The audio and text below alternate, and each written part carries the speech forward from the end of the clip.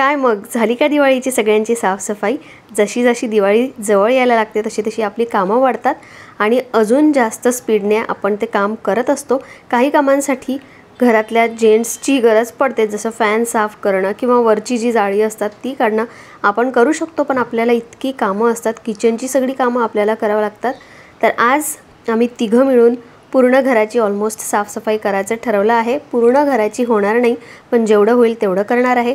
तर चला मग व्हिडिओला सुरुवात करूया। सगळ्यांचं आजच्या व्हिडिओमध्ये परत एकदा खूप खूप मनापासून स्वागत करते। तर सुरुवात झाली आहे टीव्ही युनिटपासून। तो वरचा जो कॉर्नर आहे किती दिवस झाला तो साफ झालेला नव्हता आणि ही सीडी त्याचसाठी आणलेली आहे। मीही करू शकते कामं, पण हेही काम जर मीच केलं तर मला खूप जास्त प्रेशर किंवा मग खूप काम माझ्या एकटीच्या अंगावर पडेल, म्हणून सॅटर्डे किंवा संडे असा, आज आहे सॅटर्डे तर आजचा दिवस निवडला आणि पूर्ण घराची साफसफाई करायची, म्हणजे जी कामं अश्विनची आहेत आणि काही ठराविक कामं मी अश्विनला देऊन ठेवलेली आहे की हे काम तुम्हीच करायचं, आणि त्या पद्धतीने प्रत्येक शनिवारी रविवारी 15 दिवसाला ते करतच असतात। पण आज तिघांनी ठरवलं की चला आजचा दिवस आहे आणि एक उद्याचा दिवस, पण उद्या आम्हाला जायचं आहे थोडंसं बाहेर आणि उद्या मॅचही आहे, त्यामुळे तेवढं काम होणार नाही, म्हणून आज जेवढं होईल तेवढं काम करायचं ठरवलं।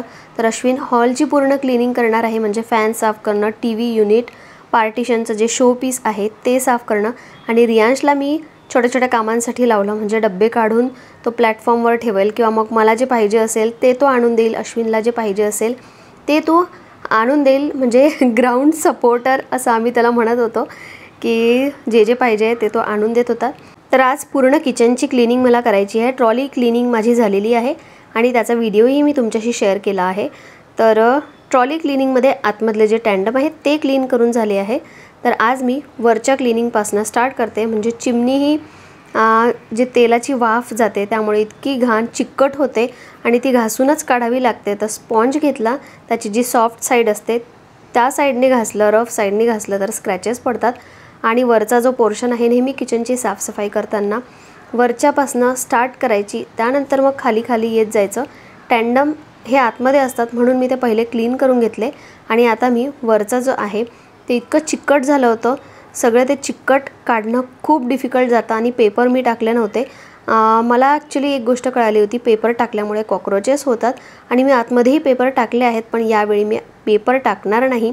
जे पेस्ट कंट्रोलवाले पेस्ट कंट्रोल करून जातात ते सांगतात की पेपरमुळे कॉक्रोच होतात, पेपर टाकू नका, त्यापेक्षा तुम्ही 15 दिवसाला 1 महिन्याला ते साफ करा, कारण डब्बे आपण तसेच ठेवतो तर काळे डाग पडतात, ते घासल्या जातात, ते आपल्याला कठीण वाटतं, म्हणून आपण पेपर टाकतो, पण कॉक्रोचचा त्रास त्यापेक्षा जास्त असतो। आणि हे मी फर्स्ट टाईमच ऐकलं, पण आता मी हे ट्राय करून बघणार आहे, आणि याचा रिझल्ट जर मला मिळाला तर तेही मी तुमच्याशी शेअर करेल, कारण कॉक्रोच एवढे नाही आहेत, पण कधीतरी एखाद दुसरा कॉक्रोच दिसतो। तर सगळ्यात आधी वरचं जे टॉप आहे ते क्लीन करून घेतलं, छान घासून घेतलं, कपड्यांनी पुसून घेतलं, त्यानंतर क्लीन कपड्यांनीही पुसून घेतलं, आणि वरची जी भिंत आहे त्यावरही चिकटावा थोडासा दिसत होता, तर तोही स्पॉन्जनी थोडासा विम जेल टाकलं आणि तेही घासून घेतलं, कारण ऑइल पेंट झालेलं आहे तर ते आपण स्पॉन्जनी घासू शकतो। जसं रियांशचे बरेचदा भिंतीला हात लागतात, कधी काही डाग लागतात, तर स्पॉन्जनी मी थोडंसं विम जेल टाकते आणि घासून घेते, तर भिंत अगदी क्लीन होऊन जाते।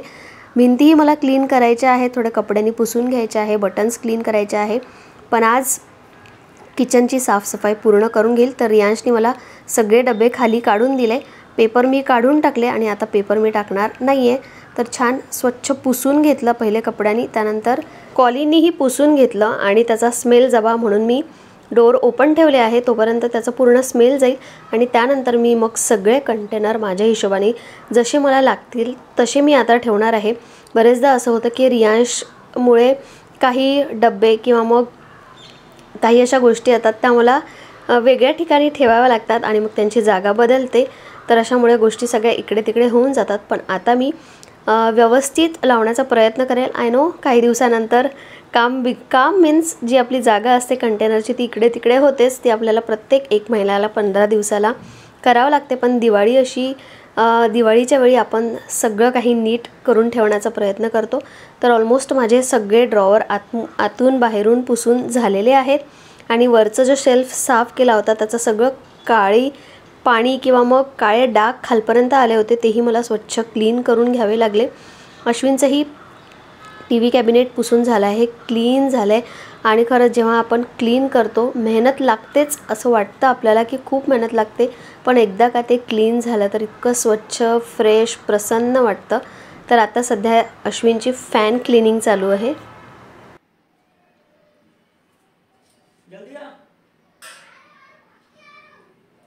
ये क्या कर रहा है वैसे उधर? टैब मोबाइल तो नहीं देख रहा? छोटा वाला येलो वाला.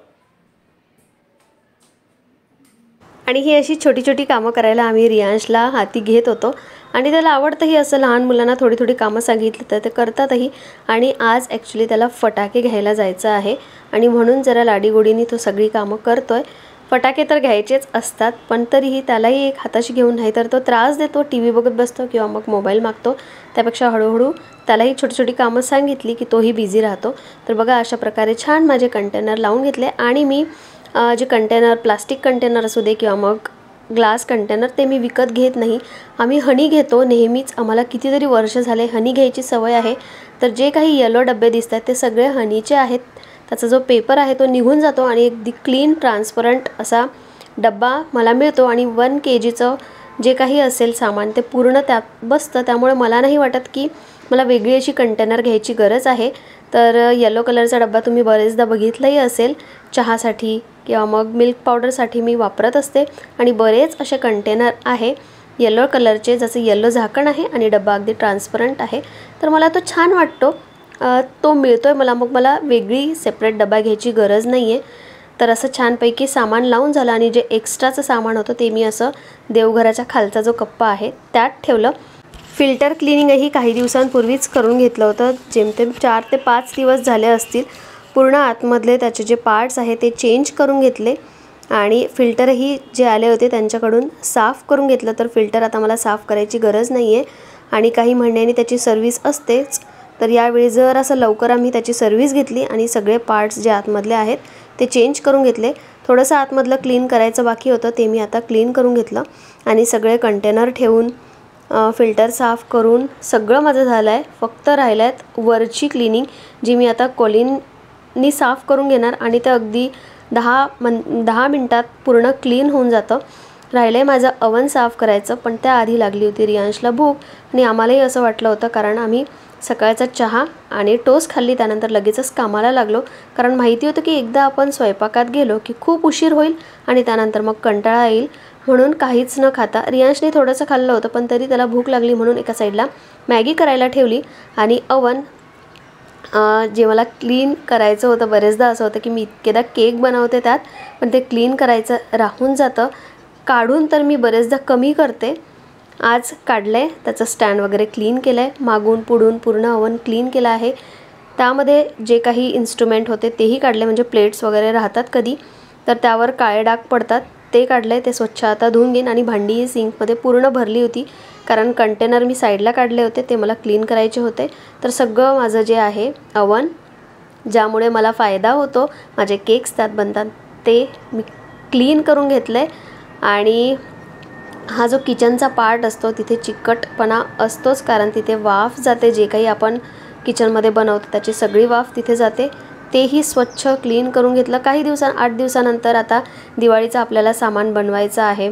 खायचे प्यायचे बरेच असे पदार्थ आहेत ते बनवायचे आहेत, त्यामुळे ते परत होणारच आहे. आणि म्हणूनच सगळी जी टाईल आहे ती मी सगळ्यात शेवटी क्लीन करणार आहे. आताही केली, पण तरी पूर्ण टाईल जी आहे ती सगळ्यात शेवटी क्लीन करायची, कारण आपण जे आता दिवाळीचे पदार्थ बनवतो फराळाचे, त्यामुळे टाईल खराब होतेच, म्हणून ते काम सगळ्यात शेवटी. विंडो क्लिनिंग करायची होती. इतकी धूळ आणि इतकी खराब होते विंडो क्लिनिंग. आणि आमच्याकडे विंडो क्लिनिंगसाठी काही इन्स्ट्रुमेंट नाही आहे. बरेच दिवसाचं सर्च करत होतं, पण राहिलं ते राहिलंच. म्हणून आता जे साधन उपलब्ध होतं, फायबरचा कपडा, ब्रश, ह्यानीच आता क्लिनिंग केली आणि छान क्लीन झालं. ब्रशनी पूर्ण धूळ निघाली, टूथब्रश जो आहे त्यांनी पूर्ण धूळ निघाली. त्यानंतर हॉलचं अश्विनने केलं आणि बेडरूमचं राहिलं होतं ते मी करून घेतलं, कारण खूप उशीर होता. आणि किचनचं माझं सगळं करून झालेलं होतं, त्यामुळे आता राहिला होता फक्त स्वयंपाक आणि बाकीची क्लिनिंग, म्हणजेच झाडून पुसून घेणं. कारण झाडलंही नव्हतं मी आज सकाळी, झाडून काही उपयोग नव्हता, परत झाडू करावाच लागणार होता. आणि सगळ्यात कठीण काम ते म्हणजे विंडो क्लिनिंग, आणि तीही जर किचनची असेल तर मग बघायलाच नको. म्हणूनच मला किचनमध्ये विंडो आणि तीही गॅसच्या साईडने अजिबात आवडत नाही. इतकी चिकट होते ती, आणि ती घासता घासता आपला हात दुखेल, पण ती विंडो क्लिनिंग होणारच नाही.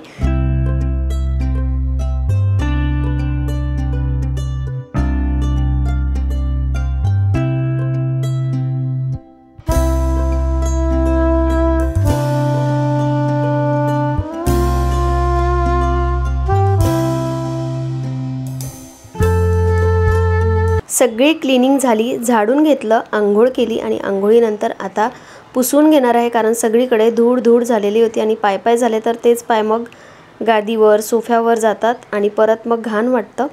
म्हणून आता रियांश आणि अश्विन दोघंही गेले आहेत आंघोळीला. माझी झाली आहे, मी सगळं स्वच्छ पुसून घेतो आणि स्वयंपाक राहिला आहे. आणि तुम्ही बघू शकता जवळपास 1:15 ते 1:30 वाजला आहे, आणि सगळं करता करता तेही दोघांनी मिळून केलं. रियांशची थोडीफार हेल्प होती, तर तिघांनी मिळून केलं, आणि 70% काम तरी आज कंप्लीट झालेलं आहे. राहिलं आहेत फक्त bedrooms, wardrobe cleaning, dressing cleaning आणि ड्रॉवर्स. तर ते मी एकटं करू शकते, आणि एकटीला जेव्हा करायचं असतं तेव्हा खूप वेळही लागतो. आणि आता दिवाळीचा फराळ चालू होणार, त्यामध्ये ही कामं करणं जरा अवघड असतं. म्हणून सॅटर्डे संडे असा निवडला की त्यामध्ये बरीचशी अशी घरातली कामं कंप्लीट होऊ शकतात.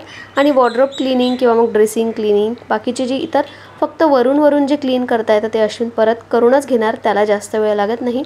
तर अशी आमची तिघांची मिळून क्लिनिंग झालेली आहे, आणि घर स्वच्छ नीटनेटकं मस्त दिसत होतं. सगळा सोफा वगैरे हलवून आम्ही छान क्लीन करून घेतलं, कारण या साईडला जे स्कर्टिंग होते ते होते, त्यामुळे बरीच अशी धूळ होती आणि सोफा खूपदा असा सरकवला जात नाही. आता तर नवीन टाईल लागलेली आहे, त्यामुळे स्क्रॅचेस तर येणार नाही ही भीती असते. पण एखाद्या वेळी ठीक आहे, असं आपण सरकवू शकतो, नेहमी त्यामुळेच सरकवत नाही. सोफाही जड आहे, तर असा मी सोफा साईडला करून तिथून पुसून घेतला, सोफा साईडला लावला, सगळं घर स्वच्छ केलं. शेवटी क्लिनिंग करताना इतकी घाई होऊन जाते, म्हणून नवरात्र चालू व्हायच्या आधी, नवरात्र चालू असताना किंवा मग ॲटलिस्ट नवरात्र झाल्यानंतर लगेचच दिवाळीच्या साफसफाईला लागावं लागतं. आपल्याला वाटतं की ठीक आहे आपण करून घेऊ, पण एकटीला करणं खूप अवघड असतं.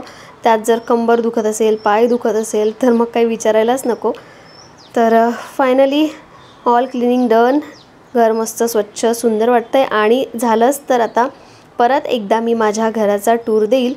पहिल्यांदा दिला होता जेव्हा आम्ही नवीन शिफ्ट झालो होतो, पण आता बऱ्याच अशा गोष्टी चेंज झाल्या आहेत.